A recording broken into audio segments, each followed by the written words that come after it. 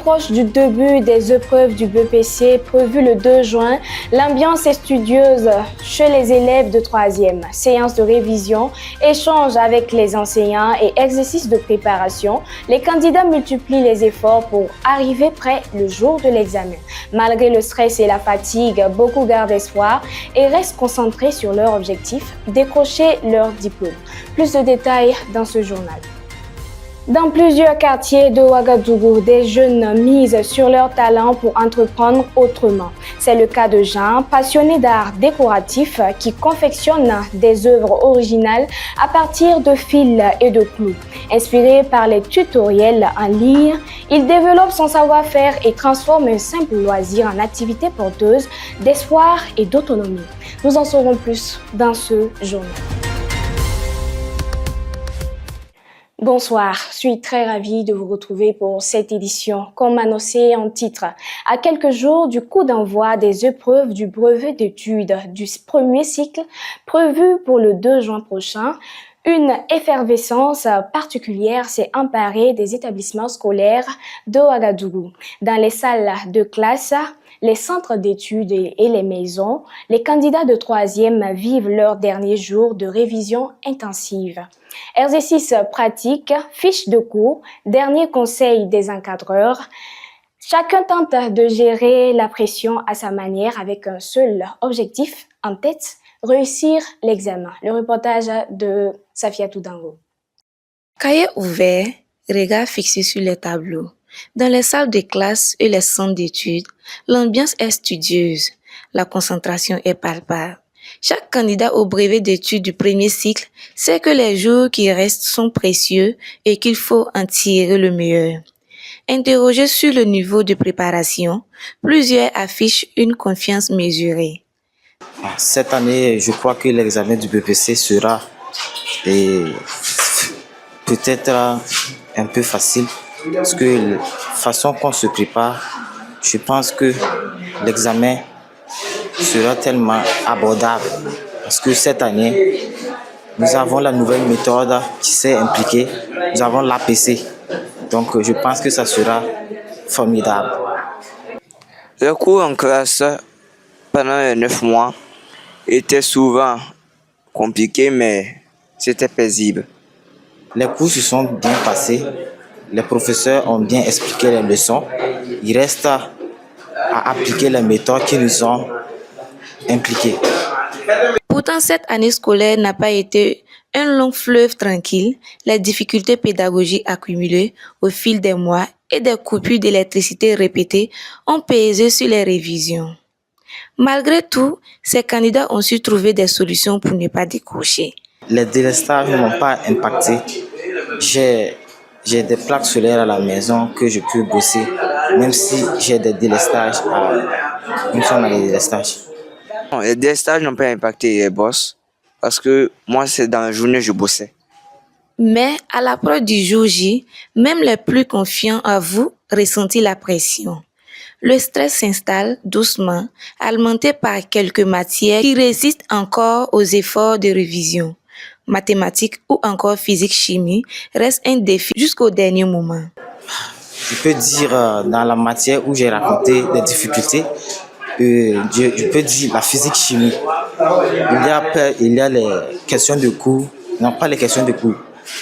Il y a les calculs là qui stressent un peu, quoi. Moi, particulièrement, c'est en physique-chimie que je rencontre quelques difficultés. Malgré les obstacles, ils gardent la tête haute et restent animés par l'espoir que leur travail finira par payer et surtout tourner la page d'une année éprouvante. Je me sens à l'aise tellement je suis confiant de moi-même. Je pense que je peux faire, je peux l'arriver et je vais l'avoir. À quelques jours de l'examen maintenant, moi, je me sens bien. Mon souhait pour l'examen de cette année, que tous les candidats du BPC réussissent et se concentrent vraiment pour que leurs parents soient fiers d'eux. Mon souhait pour l'examen de cette année, c'est d'avoir le BPC avec une moyenne de 15. Le compte à rebours est lancé. Le 2 juin, le BPC saison 2026 ouvre ses portes. Les résultats, Ils sont attendus pour le 9 juin prochain. Premier-né, deux mots qui, dans des familles burkinabais, résument toute une vie de sacrifices silencieux. Montrer l'exemple, tenir la maison, protéger les plus jeunes. Mais à quel prix? Question d'existence s'est penchée sur cette réalité que vivent de nombreux premiers-nés. Revenons sur cette émission avec Jamila Komboré. Pour éclairer la question du rôle de l'aîné dans la famille, l'émission Question d'existence a reçu Zumbi Sedakio, un psychologue, un spécialiste qui connaît bien ces trajectoires où l'enfant se termine trop tôt, remplacé par des responsabilités d'adultes. Soutien financier du foyer, référence morale pour les cadets, relais des parents, l'aîné cumule des rôles qui finissent par peser sur ses choix d'études, sa vie professionnelle et ses relations personnelles. L'aîné, c'est celui-là qui est le plus à l'écoute, qui écoute et qui veut toujours bien faire aux yeux des parents, donc plus susceptible d'être influencé et de se retrouver à accomplir un projet parental. Parce que certains parents projettent sur leurs enfants leur propre désir. Le parent désirait faire de la médecine, il n'a pas pu le faire, il projette sur son aîné ce devoir d'accomplir lui son projet qu'il n'a pas pu accomplir. Donc, ça peut arriver effectivement qu'il soit influencé au point de faire une filière qui n'est pas vraiment sienne. Mais ce n'est pas seulement au niveau des filières, même déjà au niveau de l'orientation scolaire, certains parents pourront eux-mêmes décider à la place de l'enfant. Grandir sous ce poids n'est pas sans conséquence. La psychologie de l'aîné se construit souvent dans l'oubli de soi, dans cette habitude de toujours passer après les autres, des chemins qui s'installent dans l'enfance et qui peuvent marquer toute une vie. Lorsque la pression devient excessive, lorsque la sollicitation va au-delà de vos aptitudes, de vos capacités, il faut savoir mettre des barrières. Lorsque également, dans votre rôle d'aîné, vous sentez que vous n'arrivez plus à vous occuper de vous-même, il faut prendre un recul.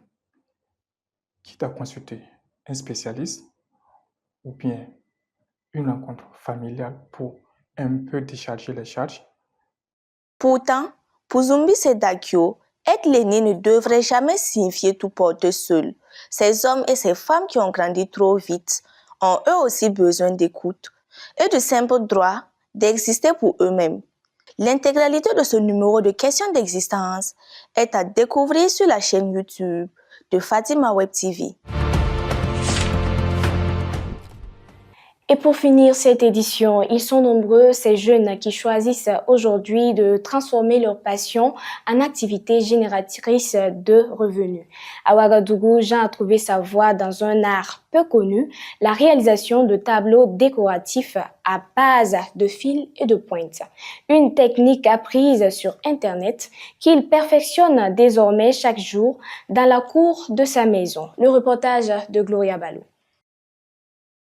Dans la cour de sa maison, Jean passe des heures devant ses tableaux. Avec des pointes, des fils et une planche de bois, le jeune artiste réalise des œuvres décoratives entièrement faites à la main. Tout commence par un dessin tracé sur le support. Des pointes sont ensuite fixées une à une avant que les fils ne viennent progressivement donner forme à l'image. Une technique découverte sur Internet il y a quelques mois seulement. Je suis dans ce domaine il y a quelques mois, je vais dire. Mais depuis, je suis passionné et j'avais commencé même à créer, mais je ne me suis pas lancé vraiment trop sur ça. Maintenant, sur les réseaux, je peux dire c'est dans quelques mois. Bon, ça, je dirais, comme je suis passionné par la création, vraiment faire quelque chose d'unique de mes mains. Donc, vous pouvez voir, avec ça, bon, ça m'a motivé encore parce que j'ai exposé ça de la Côte d'Ivoire. Maintenant, le prix que j'ai pris chez mon fournisseur, j'ai trouvé que c'est cher. Quand je suis arrivé ici, lui, avec, je vais dire, frais d'expédition, ça m'a coûté. Et quand je suis arrivé maintenant pour voir ce que je pourrais ajouter pour avoir un bénéfice, les gens trouvaient que le prix était un peu élevé. Donc, j'étais obligé de faire sortir quelques-uns et puis le reste est là. Et bon, après, je me suis dit, il faut que je trouve une solution de créer moi-même pour voir si ça va plaire aux gens.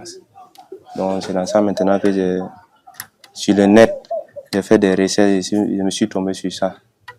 Et enfin, je me suis lancé. Depuis lors, Jean apprend seul. Portraits, paysages ou messages personnalisés. Ses réalisations attirent aujourd'hui plusieurs clients. Où sont passés les guerriers? Toutes les lions les dominants.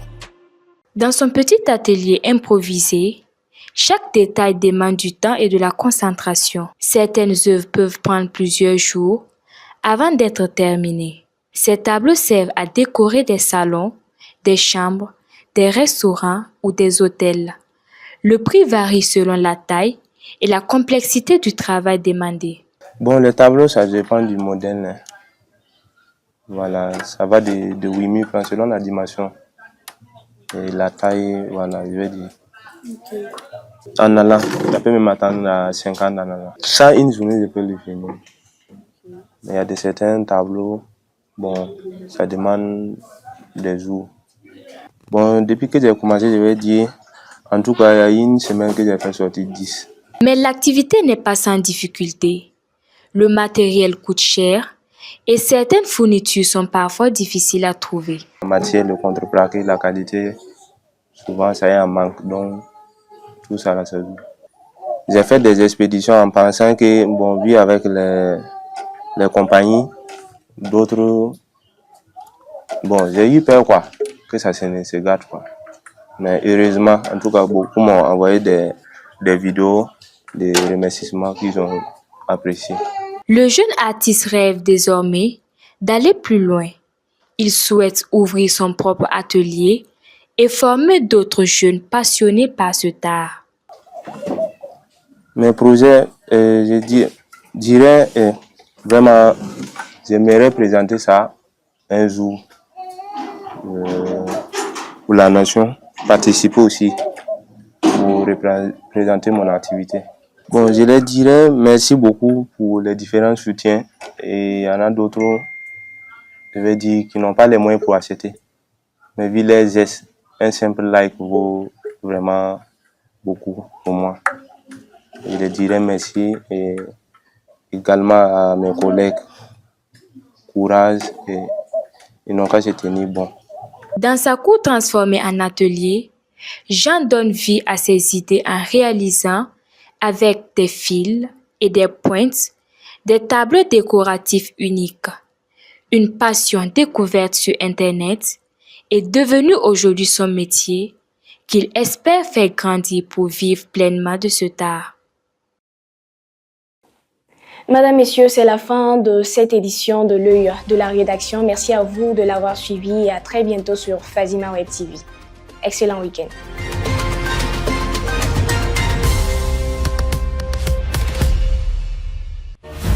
Fazima Web TV, les racines de l'actu.